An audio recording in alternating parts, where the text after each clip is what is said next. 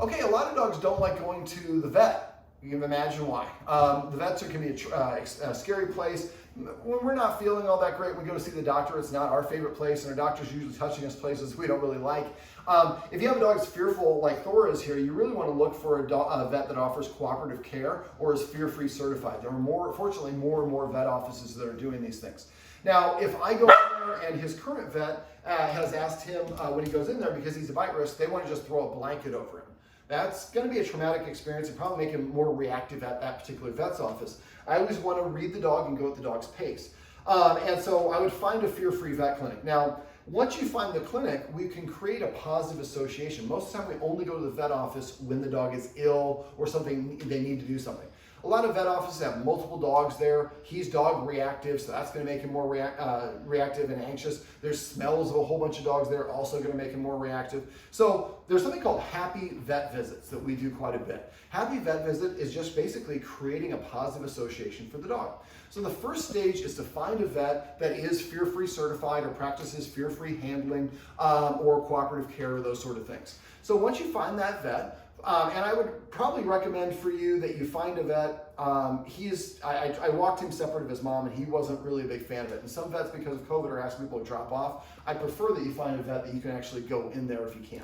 Now, there are also, I should say, vets that will come to your home, and some of them are fear-free certified, and that might be something to do as well. But if you do that, they should definitely meet outside, kind of the way that I met, with the tree trail and going for a walk 2 or 3 visits. Sometimes a mobile vet's not going to have time to do that. So for a happy vet visit, what you want to do is go to the vet office and play the find it game. Find it. Yes. Find it. Yes. So we just do this. Now, ideally, I'd like to find a vet office that has, this is not a considering factor for the vet office, but it'd be nice if they had some grass outside of the area. But basically, what I want to do, and this is demand barking, he's overly tired and he wants the treats. So I find it, and I say yes when he gets it. And you do this for maybe a minute or 2 in the parking lot, then you leave. You don't go inside. All we're doing is we go to this place and we do the find it game. I like the find it game. Find it, as you throw it, yes. When he gets it, find it, yes. And if you're using these little 7 pieces of treats, maybe do it 20, 30, 40 times, and then leave. You want to go back there until he's got his leash in his mouth, which for Thor is an indication I really like things. And he's got a bounce and he's kind of playful and his energy is nice and wiggly and jiggly. So we want to keep on doing that until we get to that point. Then I would talk to the vet clinic, and you might share this video with the vet clinic. Most vets that are happy for happy vet visits because they're less likely to get bit. The next things that I like to do is you're demand barking. How about a sit? And so I'm not punishing him, but I'm not going to ask for multiple. This is a little petulance. I think, again, he's a little bit tired. So you can exercise your dog before you do happy vet visits. I don't want to, there, yes. And exercising, give him 10 minutes of rest before you leave can set him up for success. Just takes the top load of energy off.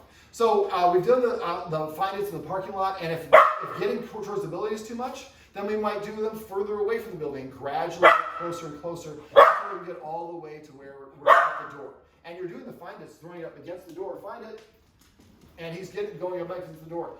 Sometimes you might want to do this when the vet clinic is closed, so that there's no people there, nobody walking in and out, there's no dog sounds. Find it, and you want him, just like we've done a lot of things in these videos, practicing the activity we want in easy capacity. Find it, going towards the front door. So the next stage is I like to coordinate with the vet clinic, do this at closing time. Make sure there's no vet dogs in the lobby. And then what we do is we do find it outside the vet clinic. If it's going pretty well, then we step right inside the door, find it, and depending on how the vet clinic is set up, there's all sorts of different options. You'd like to have the people inside not visible to the dog if possible, and they should not try to engage with the dog. You're just doing find-its as quick as you can, and you might only be able to do find-its just right inside the door. And if he gets too far in, he starts staring at them. And if that's the case, you might do a bunch of find-its and open the door and do, if this is the doorway, do a find-it in, and then do a find-it out. Find it in, find it out. And you're doing it that fast, so he doesn't have a chance to even look at the other people. And gradually, then you go a little further in the office, find it, and you're doing it all in the lobby, do it on the scale, but nobody in the vet clinic is talking to him. And this, again, might take several vet visits. But now he's like, I love going to this place. We play find it outside, we play find it in the air conditioning, in the lobby, and nobody's there to mess with me. The next stage is I usually like to have somebody, when we go into the lobby, we have somebody, we set it up for success. So maybe mom goes into the vet clinic and drives there separately, if possible.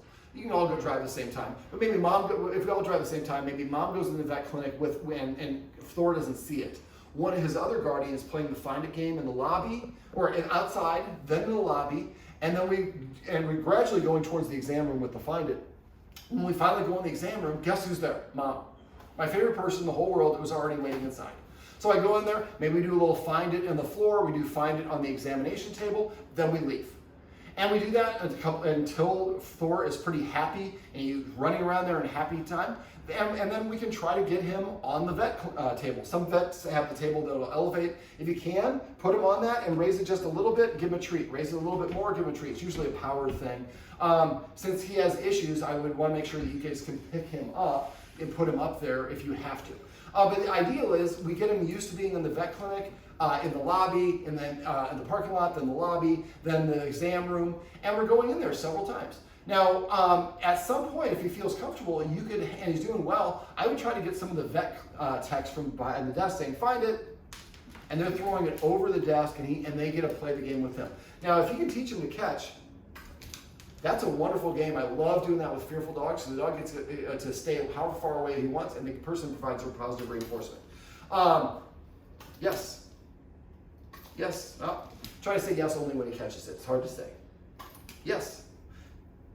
Yes. So they can do find its. I would prefer find its first because, and if he stares at the vet tech, make sure the vet tech throws the treat behind him so he increases the distance. We don't want him to practice any unwanted behavior. And at first, maybe they only do 2 or 3 find its. Next time they do 6 or 7 find its. And some of the vet techs are busy. So again, coordinate with them because you have to but a lot of vet places that do fear-free, they love happy vet visits or happy to do this sort of thing.